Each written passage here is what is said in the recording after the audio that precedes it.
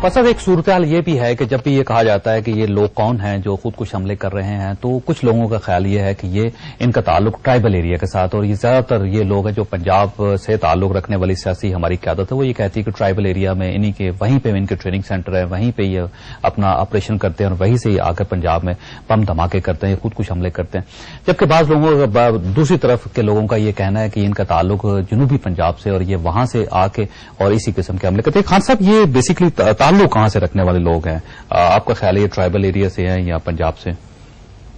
اس میں جی ہر جگہ کے لوگ ہیں، چچن بھی ہے، افغانی بھی ہے، ازبک بھی ہے، عرب بھی ہے، اور یہاں پنجاب سے بھی ہے، بلوچستان سے بھی ہے، خیبر پختونخوا سے بھی ہے۔ یہ تمام جو جس طرح اسف اقبال صاحب کہہ رہے ہیں، اب زیادہ تر لوگ یہ ہوتے ہیں جو چچن ہے، وہاں تو بہت غربت ہے، وہاں ان کے بچوں کو لے کر اس طرح ٹریننگ دی جا رہی ہے کہ اب اگر ان کے ٹریننگ مرکز دیکھ لی، میں کہتا ہوں مرکز کہاں پہ ہیں ان کے؟ اب تو ہمارے کم از کم میں کہتا ہوں کہ دو باتیں خیبر پختونخوا میں اپنے بھائیوں کو یہ کہتا ہوں کہ دو باتیں ہو چکی ہیں۔ ان کے ٹریننگ سینٹر تھے، آپ مجھے بتا دیں کہ 3 اور 5 کلومیٹر وہ ٹنل بنا رہے تھے، وہ سوات میں بھی تھے، ہمارے دیر کے علاقے میں بھی تھے، باجوڑ میں بھی تھے اور وزیرستان میں بھی ہے۔ ٹھیک، یہ تو ایک دن میں نہیں بن سکتے، ان کے لیے ایک سپیس دیا گیا تھا، کوئی ان کو کچھ نہیں کہتے تھے، انہوں نے کون دیتا تھا سپیس؟ بس جو بھی ہے، لیکن جو اگر اس وقت 5 سپاہی وہاں چلے جاتے تو ان کو پکڑ بھی سکتے تھے کیونکہ وہ توڑے تھے۔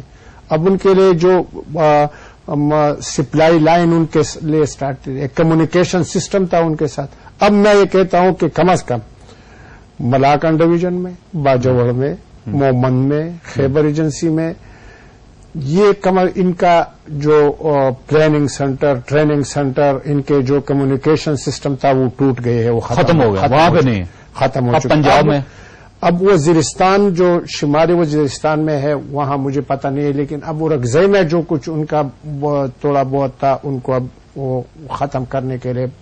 اچھا، یہ جو رحمان ملک صاحب کہہ رہے ہیں کہ یہ پنجابی طالبان ہیں، آپ سمجھتے ہیں کہ پنجابی طالبان والی تھیوری جو ہے اس میں کوئی دم ہے؟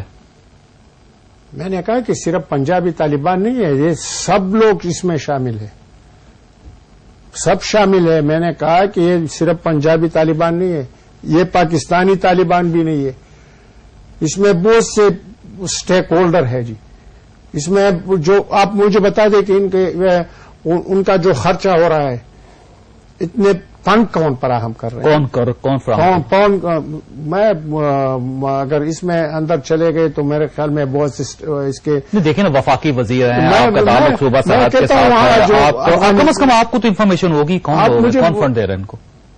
مختلف ہے جی، مثلاً مختلف حالات ہے۔ میں نے کہا کہ بھائی اس میں جس طرح اسف اقبال صاحب کہہ رہے ہیں کہ القاعدہ ہے، اس کے علاوہ وہاں منشیات کے جو لوگ ہیں وہ فراہم کر رہے ہیں، ان کے علاوہ جب وہاں سے نیٹو کی سپلائی ہو رہی ہے تو اس پر بھی یہ لوگ اپنا ٹیکس وصول کر رہے ہیں، لوگوں کو اغوا کیے جا رہے ہیں اور باہر سے کافی ایسے مل رہے ہیں۔ آرگنائزڈ لوگ ہیں یہ، اتنے آرگنائز کس طرح ہوں گے جی؟ ایک غریب آدمی کس طرح، ان کے ساتھ اگر اسلحہ خریدنے کے لیے کچھ ہو نا تو وہ کس طرح آرگنائز؟ تو حکومت کنٹرول کیوں نہیں کرتی ان کو؟ اب تو کر رہے ہیں جی۔ میں دو باتیں